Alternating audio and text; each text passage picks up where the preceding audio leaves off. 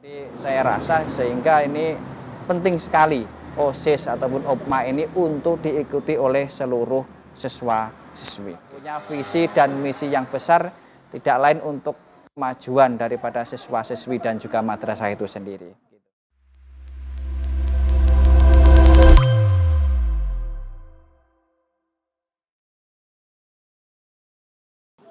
Assalamualaikum warahmatullahi wabarakatuh. Kembali di Marsa Media. Oke, kali ini bersama saya Muhammad Hilmi Nurisan yang akan menjadi host di acara podcast kali ini. Oke, kali ini kita kedatangan dua tamu yang dimana beliau-beliau ini adalah pengurus juga pembina OSIS di MA Ar-Rosyad Baleng. Oke, selamat pagi. Oke, mungkin bisa perkenalan diri mulai dari siapa dulu? Monggo Pak Arwan. Terima kasih atas waktunya. Saya Arwan Rifai sebagai pembina baru OSIS ataupun OPMA dari Madrasah Aliyah Ar-Rosyad gitu. Assalamualaikum warahmatullahi wabarakatuh. Perkenalkan, nama saya Khairunisa, biasa dipanggil Khair. Saya di sini sebagai Ketua OPMA masa bakti 2022-2023. Oke, jadi itu sebagian besar perkenalan dari tamu kita kali ini. Oke, di podcast kali ini kita akan membahas mengenai tentang OSIS. Apa sih itu OSIS dan kenapa kita harus ikut OSIS? Oke, mungkin ada sedikit gambaran dari Pak Arwan atau Mbak Khair tentang apa sih itu OSIS atau yang di madrasah kita yaitu namanya OPMA. Oke, mungkin ada. Sebagaimana yang telah kita ketahui bersama bahwasanya OSIS itu merupakan organisasi siswa intrasekolah, suatu organisasi yang ada di dalam sekolah, yang mana fungsinya itu adalah sebagai wadah ataupun sarana daripada siswa dan siswi untuk berkumpul, yang mana dalam perkumpulan tersebut ada sebuah gagasan, ide untuk mencapai suatu tujuan tertentu. Nah, begitu juga dengan OPMA ataupun organisasi pelajar madrasah aliyah yang ada di sekolah kita, ada di madrasah kita, itu juga punya visi dan misi yang besar tidak lain untuk kemajuan daripada siswa-siswi dan juga madrasah itu sendiri gitu. Oke, mungkin bisa sedikit dijelaskan Mbak Arwan mengenai apa sih itu wadah? Maksudnya wadah itu adalah naungan yang seperti apa gitu? Nah, gini. Jadi dalam sekolah, dalam suatu lembaga instansi sekolah itu ada sebuah wadah yang mana isinya itu terdiri daripada siswa. Nah, kemudian siswa tersebut juga didampingi oleh pembina, yang mana fungsi dari pembina tersebut adalah mengarahkan daripada program-program yang telah dibuat oleh OSIS ataupun oleh OPMA, oleh siswa, apakah program ini layak, program ini bernilai dedikasi, program ini bermanfaat dan lain sebagainya. Nah, gitu. Jadi secara garis besar fungsi daripada OSIS, fungsi daripada OPMA itu adalah menampung aspirasi daripada siswa-siswi itu. Jadi setiap siswi itu pasti punya aspirasi yang harus dikembangkan, yang mana fungsinya nanti dalam jangka panjangnya, jangka jauhnya ini dengan mengikuti OPMA, mengikuti organisasi ini akan punya kesiapan baik secara mental ataupun secara psikis, moral untuk ketika nanti terjun ke masyarakat begitu. Jadi saya rasa sehingga ini penting sekali OSIS ataupun OPMA ini untuk diikuti oleh seluruh siswa-siswi gitu. Oke, jadi tadi itu adalah gambaran sebagai besar yang dimana OSIS itu adalah sebagai wadah ya Pak Arwan. Iya. Oke, jadi dari Mbak Koyer mungkin apa sih gambaran tentang itu OSIS menurut Mbak Koyer sendiri? Jadi OSIS itu organisasi yang kalau menurut saya itu melatih leadership ya, juga kekompakan dan juga melatih kerjasama dalam tim, seperti itu. Oke, jadi apakah OSIS ini berguna bagi kedepannya? Maksudnya apakah dalam pekerjaan ini berguna? Apakah dalam masyarakat itu berguna? Walaupun itu berguna, apa sih gunanya itu? Ya, kalau dalam pikiran saya itu sangat berguna sekali karena kan dalam menjadi pengurus OSIS ini kita berkomunikasi, bertemu dengan orang banyak yang mana itu bukan hanya dari kelas kita saja, dari seluruh warga sekolah, mulai dari bapak ibu guru, teman-teman dari kelas lain juga kan kita bertemu, berinteraksi dengan mereka. Nah itu eh, ketika kita terjun ke dalam masyarakat itu dapat berguna sekali, melatih mental kita bertemu orang baru seperti itu. Oke, mungkin dari Pak Arwan sebagai yang sudah dewasa kan ya. Oke, kalau memang dulu itu pernah ikut organisasi, mungkin apa kegunaan yang jenengan rasakan sekarang gitu, Pak? Ya, jadi disadari atau tidak disadari dengan kita ikut berorganisasi itu sangat banyak manfaat dan faedahnya, baik buat kita sendiri ataupun buat Orang lain. orang lain. Jadi salah satunya itu terkait leadership tadi.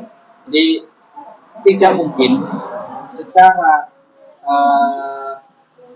tanpa didahului dengan ikut organisasi misalnya, dengan melakukan latihan-latihan, kita nanti akan secara instan itu bisa menguasai sebuah problematika, entah itu terkait public speaking mungkin, ataupun dengan bisa menghandle berbagai bentuk masyarakat yang masing-masing memiliki karakter.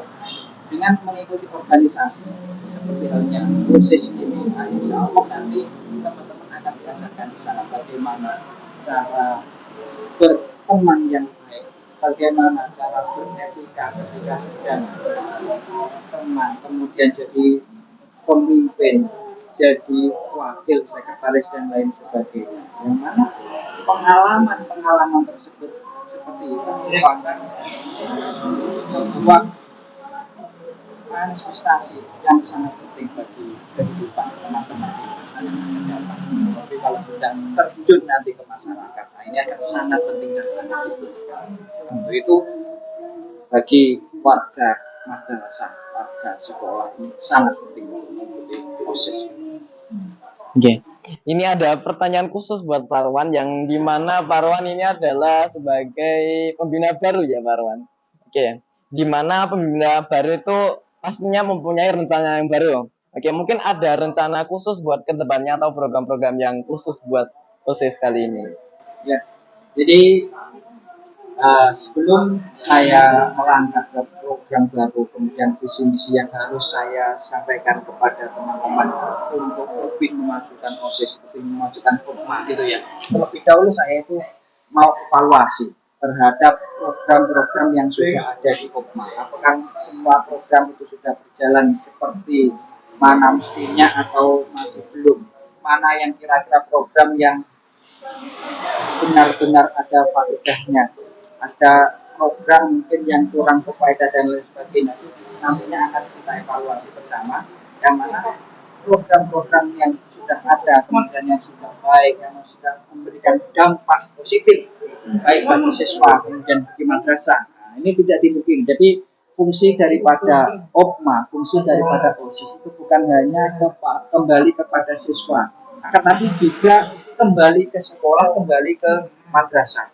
Nah, tidak mungkin sekolah itu bisa melaksanakan seluruh kegiatan aktivitas sekolah sendiri tanpa dibantu oleh OSIS. Nah, gitu. Jadi ini adalah sebuah hubungan yang simbiosis mutualisme tentunya, jadi saling menguntungkan. Pihak sekolah itu untung karena dapat bagian dari bantuan dari OSIS, begitu juga OSIS itu juga beruntung karena mendapatkan naungan ataupun perlindungan daripada sekolah. Nah, gitu. Jadi, insya Allah program-program Hukmah, program-program OSIS yang sudah baik, yang sudah membawa dampak positif bagi siswa, bagi madrasah itu insya Allah akan kami lanjutkan, akan kami teruskan, akan kami kembangkan sehingga akan menjadi lebih bermanfaat lagi, kemanfaatannya lebih luas lagi. Selain itu, saya juga mengikuti dari jargon para ahli hikmah yang mengatakan bahwa al-muhafadzah ala qatifus sholih wal ahdu bil jadidil asal. Jadi kita berusaha sesuatu yang lama yang membawa manfaat dampak baik itu akan kita teruskan, akan kita kembangkan. Begitu juga akan kita tambah nanti akan kita tambah porsinya kegiatan-kegiatan yang juga tak kalah membawa manfaatnya. Kegiatan apa saja itu? Nah, ini masih dalam proses program, jadi kami masih menyesuaikan dengan kebutuhan karena ini ada kaitannya dengan siswa dan juga sekolah, jadi tidak bisa serta-merta untuk mengambil program itu yang sepele. Dalam arti harus benar-benar program tersebut membawa manfaat kepada siswa dan juga berdampak positif kepada sekolah. Nah, gitu. Ini yang sedang kami gali beserta teman-teman, kira-kira apa nanti program kerja yang akan kita dapatkan biar OPMA ataupun proses di lingkungan madrasah ini semakin maju, semakin jaya dan semakin mandiri tentunya. Oke, jadi dua perkara yaitu siswa sama madrasah itu jadi saling berhubungan ya. Yang dimana kalau jika salah satu tidak mendukung, pastinya juga tidak berjalan juga. Oke, menanggapi hal itu, jika ada sesuatu masalah nih ya, kalau jika dari siswa itu tidak ada SDM atau sumber daya manusia, ini gimana nih? Maksudnya kalau OSIS tanpa penghuninya kan itu juga omong kosong gitu Pak Arwan. Mungkin ada solusi atau gimana gitu. Nah, jadi dalam wadah OSIS ini itu merupakan wadah ataupun sarana belajar bagi kita semua. Bukan hanya bagi siswa saja, akan tapi juga bagi pembinanya, bagi guru-guru, dan bagi semua warga madrasah ini untuk meningkatkan kemampuan bakat minat dari masing-masing pribadi. Atau dalam bahasa sederhananya ini sebagai wadah untuk mendewasakan kita semua. Jadi kalau tua itu adalah takdiran, kalau dewasa itu adalah pilihan. Nah, melalui OSIS ini diharapkan cara pikir kita itu dalam menghadapi sebuah masalah, dalam menghadapi sebuah problematika itu akan lebih dewasa. Nah, tentunya hal ini tujuan yang besar ini tidak akan berjalan lancar tanpa adanya dukungan dari berbagai pihak. Yang pertama, karena OSIS ini objeknya adalah siswa, yang pertama adalah siswa. Dan siswa ini nanti tidak akan bisa bergerak banyak tanpa ada naungan dari sekolah atau dari madrasah. Kemudian untuk wahana konsultasi sebagai sarana tanya jawab ataupun berdiskusi, ini OSIS ini juga membutuhkan pembina. Nah gitu. Nah, pembina ini juga harus selalu berupaya belajar untuk meningkatkan diri. Jadi intinya OSIS ini sebagai wadah kita untuk belajar bersama. Nah, kalau sekolah telah kita ketahui untuk meningkatkan kemampuan akademik kita, kemampuan kita, itu juga dengan adanya OSIS, adanya OSMA ini untuk meningkatkan rep skill kita, untuk meningkatkan kemampuan kita dalam rangka untuk menghadapi bermasyarakat. Nah, gitu. Melalui OSMA ini diharapkan bisa kita semua dengan berbagai program-programnya kita bisa mengikuti hadis Nabi yang mengatakan khairun nas anfa'uhum linnas, gitu ya. Jadi sebaik-baik manusia itu adalah orang yang berguna bagi orang lain. Diharapkan dengan siswa mengikuti OSMA ini, mengikuti proses ini yang mana di dalamnya terdapat banyak daripada hal-hal yang positif, banyak daripada program-program kerja yang berkualitas, ini mampu meningkatkan baik-baik dari madrasah ketika kembali kepada lingkungannya, kembali kepada masyarakatnya. Nah, ini benar-benar jadi siswa yang siap lahir batin menjadi orang yang bermanfaat bagi dirinya sendiri, bagi keluarganya, bangsa, agama, dan negaranya. Nah, tujuan secara luasnya nanti seperti itu, Mas. Jadi perlu kesadaran dari dua pihak ya Pak Arwan. Dengar-dengar kali ini mau ada open recruitment ya Pak Arwan. Mungkin kita bisa menarik daya tarik dengan apa sih kegiatan ini dilakukan? Maksudnya apa sih? Kenapa kita harus melakukan ini? Pertama kita harus menarik kelas 10 atau kelas 12, kelas 10 atau kelas 11 untuk ikut dalam open recruitment ini. Mungkin ada hal unik yang bisa disampaikan dari open recruitment ini. Ya, Ini sudah menjadi keniscayaan bagi kita itu terkait adanya regenerasi gitu ya. Dulu ini Kak Koir ini adalah ketua OSIS. Tapi sekarang Kak Koir ini kan sudah kelas 3, yang mana kalau kelas 3 itu lebih memfokuskan diri untuk persiapan ujian gitu.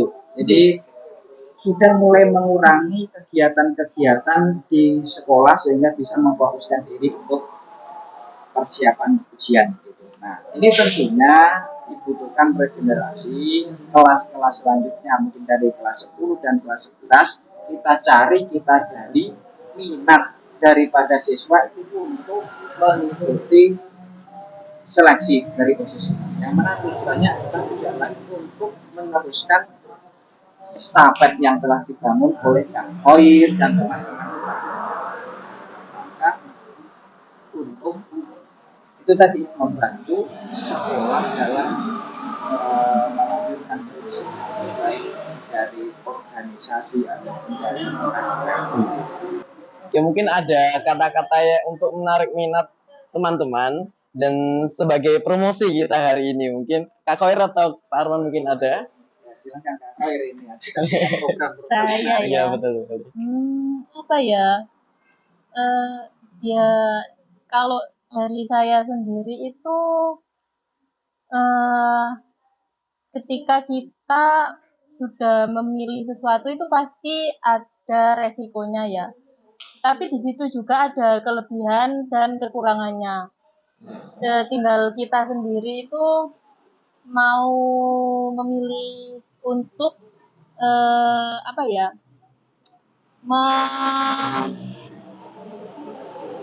Gimana ya? Jadi ketika ada sebuah pilihan kita udah memilih itu kita harus bisa menjalankan pilihan itu dengan baik. Dan ketika kita menjalankan pilihan itu dengan hati yang lapang, insya Allah di situ kita bisa menemukan kebaikan-kebaikan atau manfaat untuk diri kita sendiri. Nah, dan ketika saya sendiri itu masuk ke dalam OPMA ya, kita bilangnya OPMA biar lebih familiar. Soalnya sekolah kita kan namanya OPMA. Iya Om. Daripada OSIS. Ya itu saya itu menjadi lebih percaya diri dalam menghadapi orang baru, orang banyak juga. Nah, di situ saya juga mengambil manfaat untuk diri saya sendiri, juga ketika saya berinteraksi dengan orang lain, menjalankan tugas saya, itu juga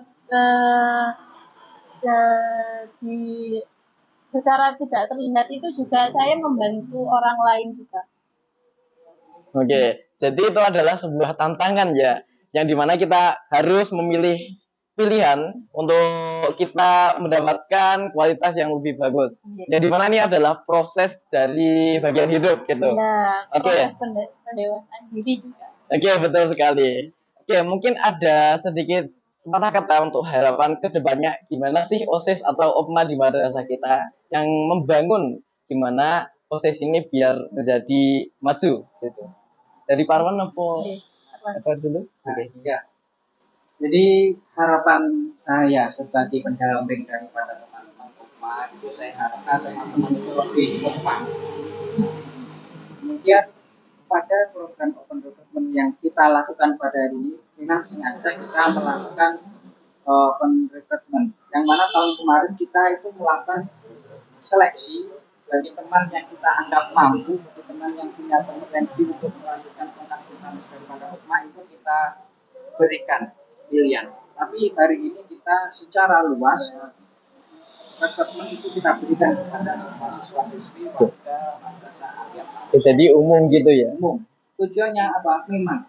Jadi kita itu ingin teman-teman dalam masuk pada OPMA itu memang benar-benar dari hati nuraninya sendiri, tanpa adanya paksaan dari orang lain. Sehingga ketika itu berasal dari hati nuraninya sendiri, diharapkan nanti ketika sudah masuk, itu memang benar-benar bisa totalitas. Jadi memang benar-benar bisa bekerja sama secara aktif dengan orang lain. Nah,